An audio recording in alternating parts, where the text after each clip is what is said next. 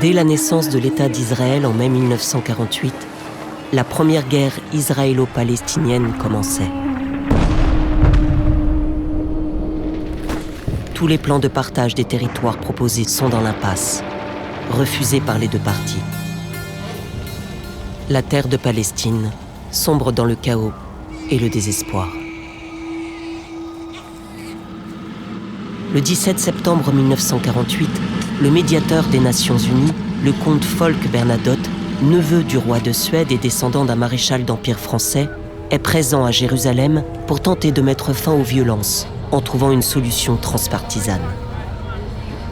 Pour l'accueillir ce jour-là, un officier de l'armée de l'air française, le chef des observateurs de l'ONU, le colonel André Seyrot. Dans le long trajet qui les mène vers la ville, les deux hommes s'entretiennent sur la mission difficile qui les attend.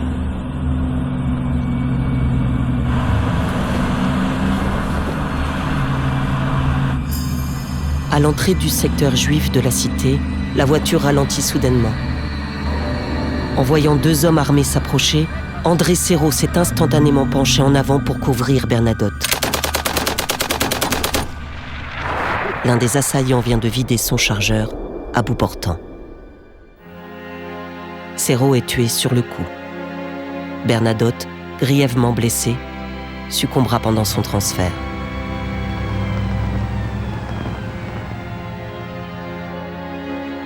Les agresseurs appartiennent au groupe le plus extrémiste des mouvements paramilitaires sionistes, le groupe Stern, des dissidents ultranationalistes de l'armée israélienne. Les chefs radicaux du mouvement, dont Yitzhak Shamir, ont approuvé l'opération. Ils viennent de mettre à exécution leur menace d'éliminer le diplomate suédois s'il négocie un partage de Jérusalem. Le nom et les fonctions du comte Bernadotte donnent alors à cet événement un retentissement international.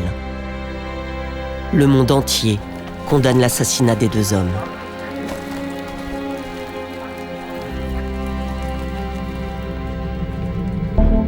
Ces faits laissent cependant dans l'ombre la véritable dimension d'André Seyrot. Le rôle important que cet homme des services secrets vient de jouer pour la libération de la France. Ce soldat mort pour la paix à 52 ans est Laurin, le fils d'un sous-officier de gendarmerie. De sa mère et de son père, il tenait la simplicité, la droiture et l'amour de son pays. Il est né à Xertigny dans les Vosges, le 24 juillet 1896. Depuis toujours, il songe à devenir officier. Quand la Grande Guerre éclate, il n'a que 17 ans. Engagé volontaire, seconde classe dans un régiment d'infanterie, son comportement, son état d'esprit le distinguent.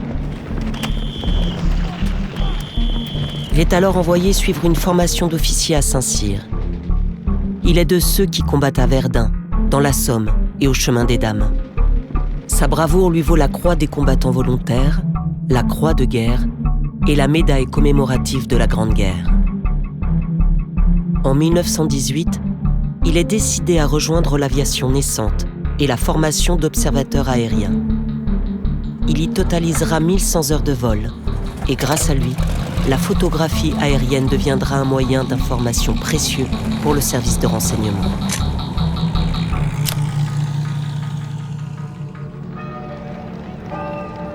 La paix revenue, il épouse Berthe Grunfelder en 1923.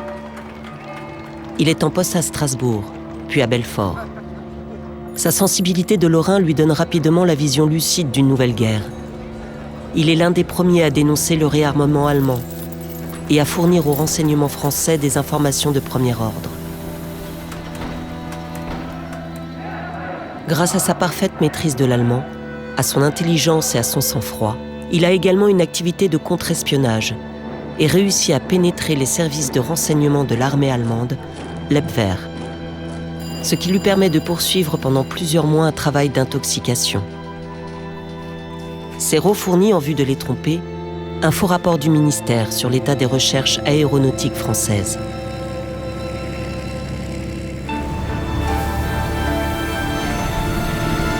Grâce au réseau qu'il parvient à constituer, Serrault est en mesure de fournir quantité de renseignements importants sur la production, la capacité de production et les centres d'intérêt de l'industrie aéronautique en Allemagne.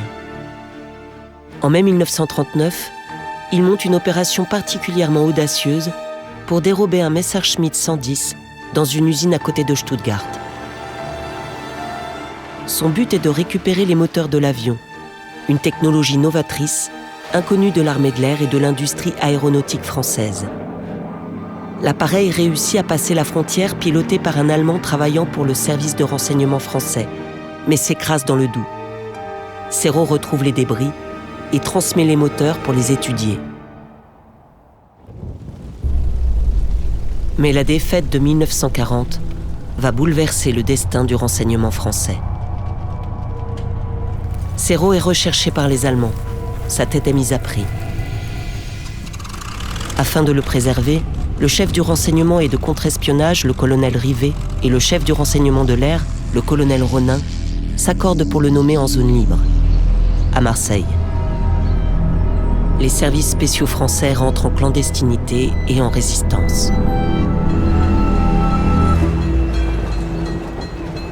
Dès le 14 juin 1940, Louis Rivet a demandé à ses officiers et sous-officiers de le rejoindre secrètement dans une commune du sud de la France, au petit séminaire du village de Bonencontre, dans la banlieue d'Agen. Le 25 juin, tous prêtent serment de continuer clandestinement leur lutte contre l'Axe jusqu'à la libération de leur patrie. À Marseille, Serrault recueille des renseignements sur l'industrie aéronautique italienne. Il rencontre en 1941 le chef du contre-espionnage, Paul Payolle.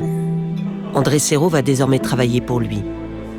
Il va démasquer, traquer, arrêter, neutraliser les agents des services de renseignement allemands. Mais en novembre 1942, la zone libre est envahie. Il n'y a plus aucun lieu de repli pour Serrault. Avec Rivet et Ronin, il gagne l'Algérie par avion.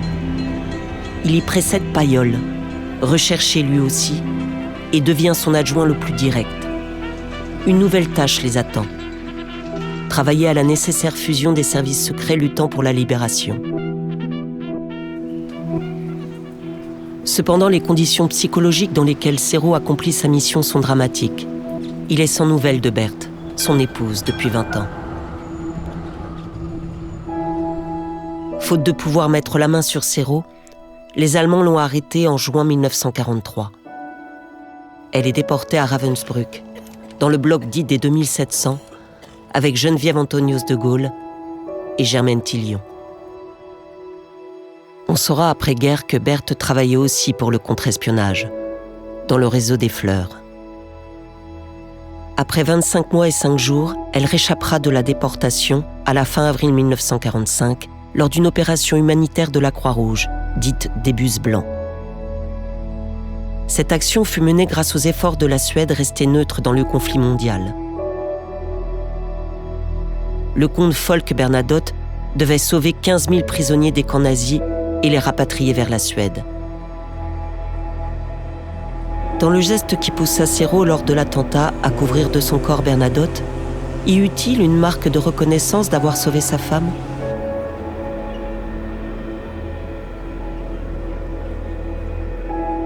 La guerre terminée, André Serrault, désormais colonel, poursuit sa tâche à la direction de la sécurité militaire et reçoit alors des marques de reconnaissance étrangères.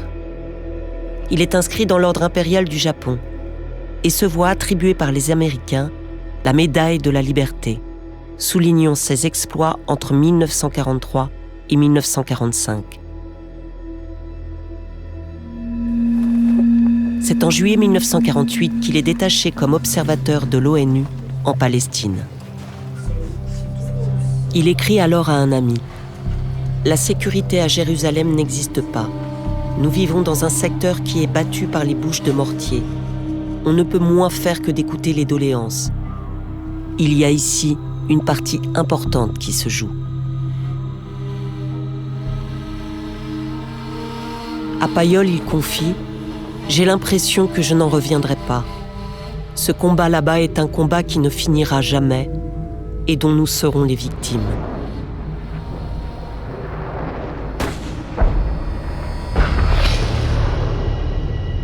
L'assassinat a eu lieu dans un contexte politique particulièrement trouble. Devant l'émotion suscitée dans le monde, il est l'objet de récits divers. La rumeur ira jusqu'à laisser entendre qu'André Serrault était à la solde des services de renseignement britanniques et a été tué pour ce fait. Devant sa mémoire ainsi salie, ses compagnons d'armes prendront une conscience aiguë de la nécessité de ne pas laisser falsifier l'histoire. Mais si des voix publiques portent le nom d'André Serrault à Marseille, Xertigny et Épinal, il n'est reconnu mort pour la France qu'en 2023. Quand son corps arrive en France, le 21 septembre 1948, à l'aéroport du Bourget flottent les drapeaux de 58 nations et celui de l'ONU en berne. Et à travers ses représentants, la nation entière s'incline. Avant son inhumation à Xertigny, on lui apparaît aux Invalides des obsèques nationales en hommage à l'homme, aux soldats morts pour la paix. La mort du colonel Serrault et de la famille. La silhouette discrète de Madame Serrault est là, auprès de ses proches. Est aussi présent son chef, le colonel Paillol, pour qui il restera une des plus belles figures de nos services spéciaux d'avant et pendant la Seconde Guerre mondiale.